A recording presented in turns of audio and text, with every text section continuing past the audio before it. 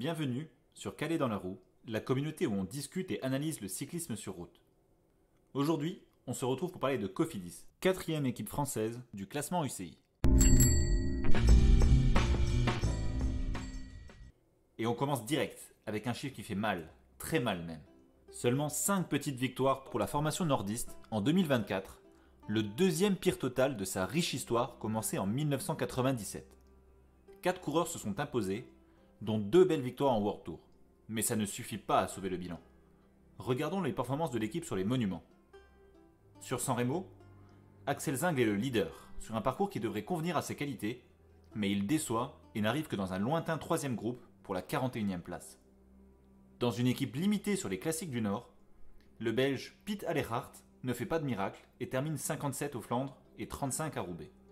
6ème sur Liège-Bastogne-Liège en 2023, Guillaume Martin nourrit l'ambition de faire encore mieux. Il arrive dans le groupe pour la 3ème place, mais finit 18ème, une place devant son équipier Jon Izagirre. Ce dernier fait une superbe performance au Tour de Lombardie en fin de saison. Il est d'abord distancé de la course au top 10, fait une montée impressionnante de San Fermo della Battaglia et revient juste avant le sprint sur le groupe devant, qu'il domine pour prendre une très belle 4ème place. En tant qu'équipe française et sponsor de longue date de la Vuelta, Cofidis aligne ses meilleurs coureurs sur ces deux courses. C'est pourquoi l'équipe se présente sans vrai leader sur le Giro, avec une équipe composée principalement de baroudeurs qui auront la mission de tenter de décrocher une victoire d'étape. Il faut en plus noter que l'équipe arrive en mai sur le Tour d'Italie sans avoir gagné la moindre course depuis le début d'année. Elle est donc en crise de confiance. Le Polonais Stanisław Aniolkowski, qui dispute son premier grand tour, finit 8ème de la 3ème étape lors de la première arrivée au sprint.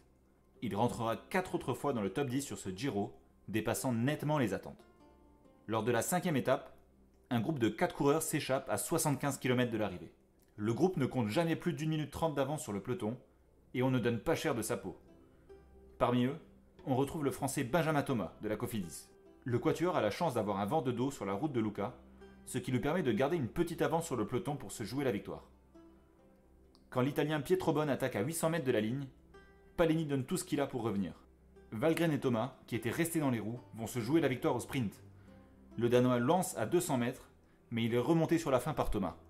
Le Français remporte la plus grande victoire de sa carrière sur la route, quelques mois avant de devenir champion olympique sur piste à Paris sur l'Omnium.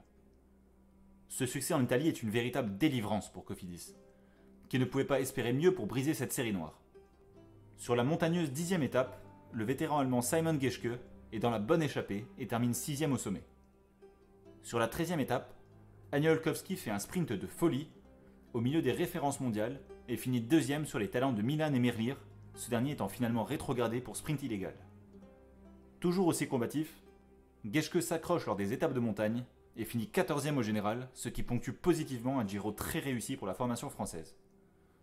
Sur le Tour de France, l'objectif est de rentrer dans le top 10 au général avec Martin et d'aller chercher une étape et pourquoi pas faire aussi bien qu'en 2023 où l'équipe en avait gagné 2. Sur les sprints, les espoirs reposent sur Bryan Coquard, qui court depuis 10 ans après sa première victoire en Grand Tour. Je vous fais pas de suspense, il n'est pas au niveau pour rivaliser sur le Tour, avec une 7ème place comme meilleur résultat. En plus, l'entente est loin d'être idéale dans son train de sprint, avec Zingl notamment, un fiasco de plus dans une saison difficile pour Cofidis. En haute montagne, Martin ne sera jamais au niveau requis pour intégrer le top 10. Comme à son habitude, il compense par une belle combativité en échappée pour reprendre du temps, et il est notamment 6ème à Super Dévoluy. Il conclut le Tour à la 13ème place au général. Sur la Vuelta, l'équipe se présente avec les mêmes objectifs qu'au Tour, avec un effectif articulé autour des mêmes Martin, Coquard, Izagirre et Jesus Herrada.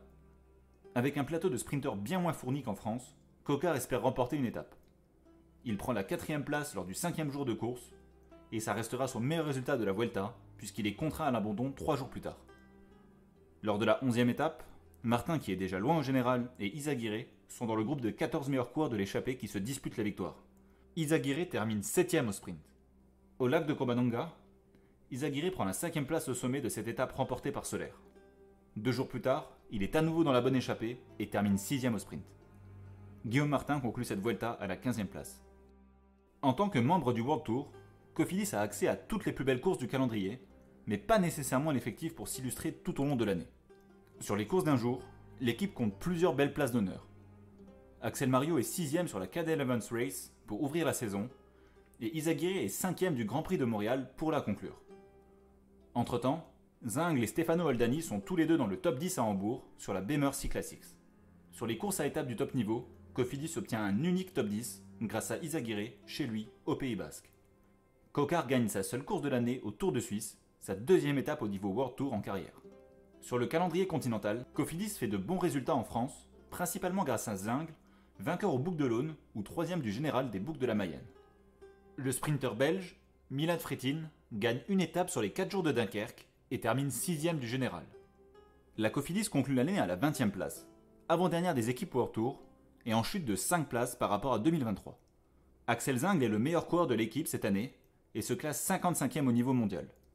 Certes, il ne s'est imposé qu'à une seule reprise, mais il a terminé 14 autres fois sur le podium. Un chiffre impressionnant qui illustre son omniprésence tout au long de l'année, grâce à ses qualités de sprinter-puncher, mais qui illustre aussi ses difficultés à s'imposer. Étant donné qu'il a un profil similaire à Laporte, et qu'il suit le même parcours que lui, passé de Cofidis à Visma il y a 3 ans maintenant, je souhaite à Zingl le même succès que Laporte, qui a depuis remporté une étape du Tour et plusieurs classiques majeurs. On a vu 2 Yon Izagirre cette année.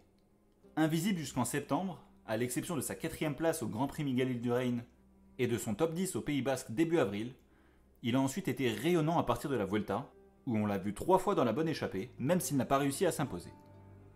Sa forme en fin de saison lui a permis d'enchaîner avec 2 grosses performances à Montréal et en Lombardie, où il finit respectivement 5e et 4e. À 35 ans, ses plus belles années sont clairement derrière, mais il a encore les jambes pour remporter une dernière étape de prestige dans un bon jour. Milan Frétine est la très belle surprise de Cofidis en 2024. Le jeune sprinter belge a remporté ses 2 premières victoires chez les pros, à l'occasion des 4 jours de Dunkerque et du Tour du Poitou-Charentes.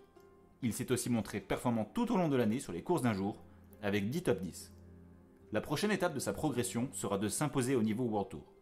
Avec 4 top 10 cette année, il a montré qu'il pouvait exister, mais le plus dur est à venir pour réellement changer de dimension.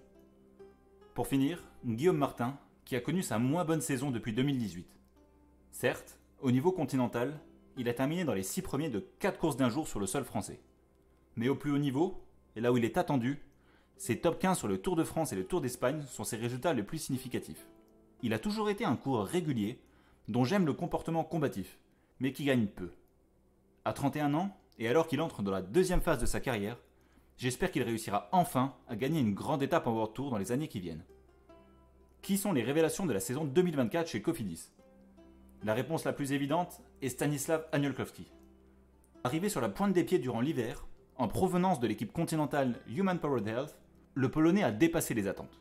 Certes, il ne s'est pas imposé, mais il faut noter que la plupart de ses performances marquantes ont eu lieu en World Tour, avec un top 5 sur l'UAE Tour, un autre sur Tirreno Adriatico et surtout 2 au Giro. En fin d'année, il a pris une très belle 8e place au championnat d'Europe dans le Limbourg belge. Sa meilleure performance sur une course d'un jour a aussi eu lieu en Belgique, avec une 5e position sur la Flèche de Rouijk, remportée par Merlier. Arrivé en World Tour à 27 ans, c'est dur de juger s'il explose tardivement et dispose encore d'une marge de progression conséquente, ou s'il a déjà atteint son plafond. J'aurais tendance à pencher pour la 2e option, mais j'espère me tromper, et l'année 2025 permettra assurément d'y voir plus clair. Le 2e coureur que je choisis de mettre en avant est Axel Mario, notamment grâce à un début de saison convaincant.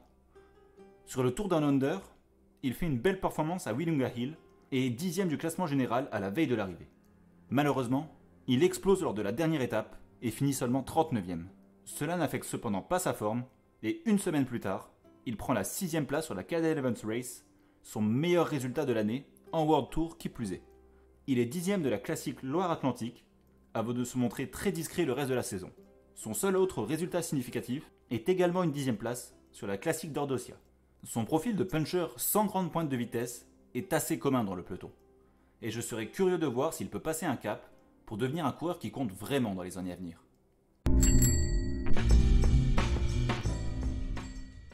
Pour cette saison 2024, je donne tout juste la moyenne à Cofidis, 5 sur 10.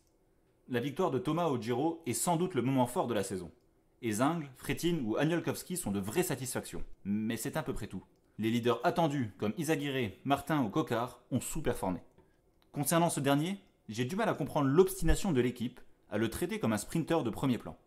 Certes, il a beaucoup gagné dans sa carrière, mais toujours sur des courses de second rang, et il est clairement sur la phase descendante.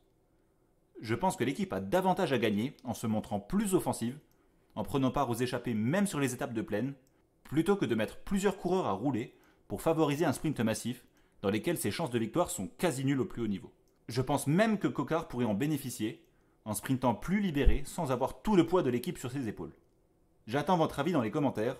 Que pensez-vous de cette analyse et de la saison 2024 de Cofidis ?